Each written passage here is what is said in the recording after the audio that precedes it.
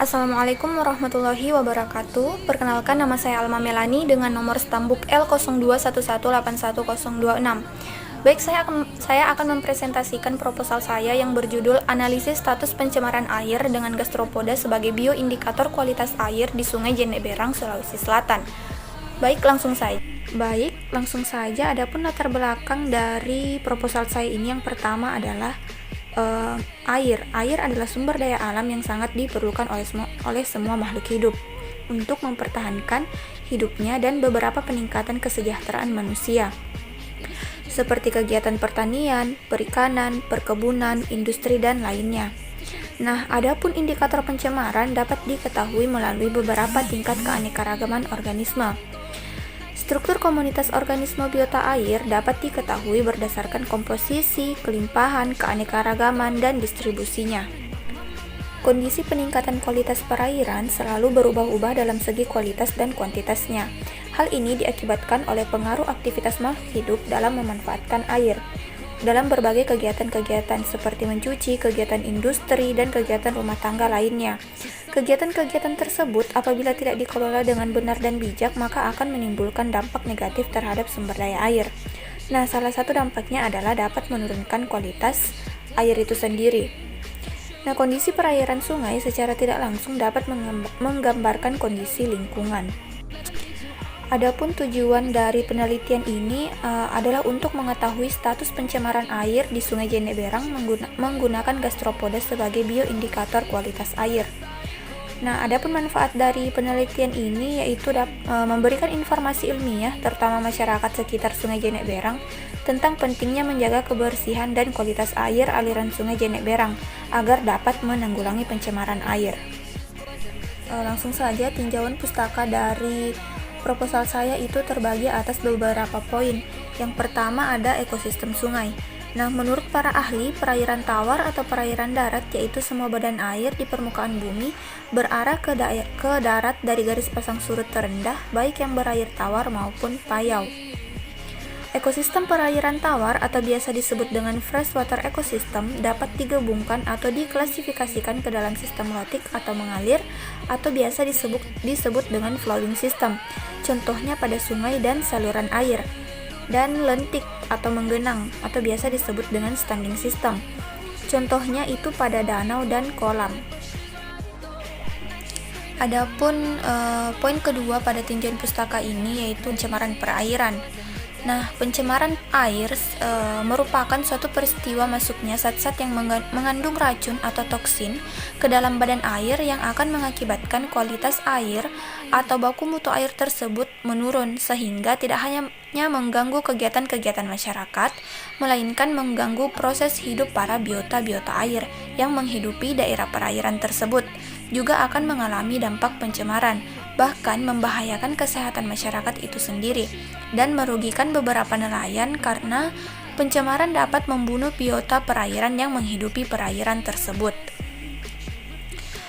Nah, adapun sumber-sumber pencemaran air itu dapat diklasifikasikan ke dalam dua bentuk, yaitu sumber tetap dan tidak tetap. Sumber tetap ialah sumber yang berasal dari lokasi yang dapat diidentifikasi atau mudah diketahui, atau biasa disebut dengan point source.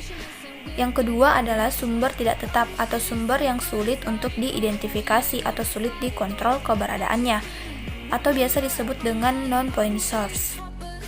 Nah, poin ketiga yang ada gastropoda. Seperti yang kita lihat, gastropoda memiliki suatu cangkang yang bercangkang tunggal yang terpilin dan membentuk spiral yang memiliki beragam warna pada cangkangnya. Gastropoda ini berjalan menggunakan perutnya, sehingga pergerakannya sangat lambat. Nah, habitat gastropoda pada umumnya berada di sepanjang pantai dan umumnya banyak dan merangkak di atas permukaan tanah yang dapat ditemukan di perairan dangkal yang memiliki tekstur substrat awal. Kandungan bahan organik pada substrat awal dasar serta parameter oseanografi yang mengandung daya kembang tumbuhnya gastropoda itu sendiri dan gastropoda sendiri memakan organisme-organisme organik. Nah, pemilihan gastropoda ini sebagai bioindikator kualitas air karena gastropoda ini memiliki sifat hidup menetap pada habitatnya dan memiliki pergerakan yang lambat sehingga mudah mengenali perubahan lingkungan.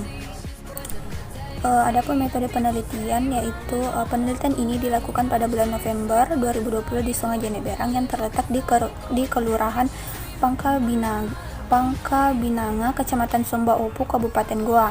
Pengambilan sampel gastropoda dilakukan di Sungai Jeneberang. Adapun alat yang digunakan yaitu seperti sekop, saringan, sarung tangan karet, botol, meteran, kertas pH meter, jangka sorong, piring seci, gala, toples, kertas label, dan termometer. Nah, adapun bahan-bahan yang digunakan yaitu formalin 4% dan etanol 70%, di mana formalin 4% ini digunakan untuk fiksasi dan etanol 70% ini digunakan untuk pengawetan. Adapun metode sampling yang digunakan yaitu purposive sampling. Nah, analisis data ada beberapa analisis data yang dilakukan seperti parameter biologi, fisika, dan kimia. Yang pertama itu ada parameter biologi. Indeks keanekaragaman Shannon-Wiener atau biasa disimbol dengan H-aksen.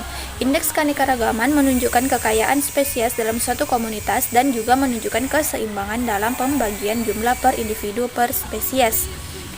Indeks ini digunakan untuk mengetahui keanekaragaman jenis biota perairan. Tingkat keanekaragaman yang terdapat di lingkungan perairan dapat digunakan sebagai indikator pencemaran. Adapun persamaan Shannon dapat kita lihat pada slide, di mana H-aksen adalah indeks keanekaragaman, Ni jumlah individu dalam spesies ke I, dan N adalah jumlah total individu untuk semua spesies. Nah, ada indeks keseragaman atau biasa disimbol dengan E. Komposisi individu tiap spesies yang terdapat dalam suatu komunitas. Persamaan yang digunakan yaitu dapat kita lihat pada slide, di mana E sama dengan indeks keseragaman, H-aksen adalah indeks keanekaragaman, dan H-max adalah indeks keanekaragaman spesies maksimum. Dengan kategori E lebih dari 0,6 sama dengan keseragaman tinggi, 0,4 kurang dari E kurang dari 0,6 sama dengan keseragaman sedang, dan E kurang dari 0,4 sama dengan keseragaman rendah. Dan yang terakhir ada indeks dominansi. Untuk mengetahui adanya dominansi jenis tertentu di perairan dapat digunakan indeks dominansi Simpson dengan persamaan yang dapat kita lihat pada slide, dengan D sama dengan indeks dominansi Simpson, Ni sama dengan jumlah individu jenis ke I, N jumlah total individu, dan S adalah jumlah genera. Dengan kategori 0,0D kurang dari 0,30 sama dengan dominansi rendah, 0,30D kurang dari 0,60 sama dengan dominansi sedang, dan 0,60D kurang dari 1,00 sama dengan dominansi tinggi. Nah, parameter kimia dan fisika. Pengukuran parameter fisika dan kimia meliputi suhu, kedalaman, kecerahan, pH, BOD, dan DO. Sebagai data pendukung juga disertakan untuk memperkuat status kualitas air. Analisis data kimia dan fisika yang dilakukan untuk mengetahui tingkat pencemaran air di Sungai Jeneberang adalah analisis data deskriptif kuantitatif. Data kuantitatif adalah data yang berhubungan dengan angka-angka, baik yang diperoleh dari hasil pengukuran atau perhitungan. Sedangkan data deskriptif kuantitatif adalah data yang diperoleh dari sampel populasi penelitian yang dianalisis menggunakan rumus indeks keanekaragaman, keseragaman, dan dominansi, kemudian diinterpretasikan. Sekian presentasi dari saya, terima kasih.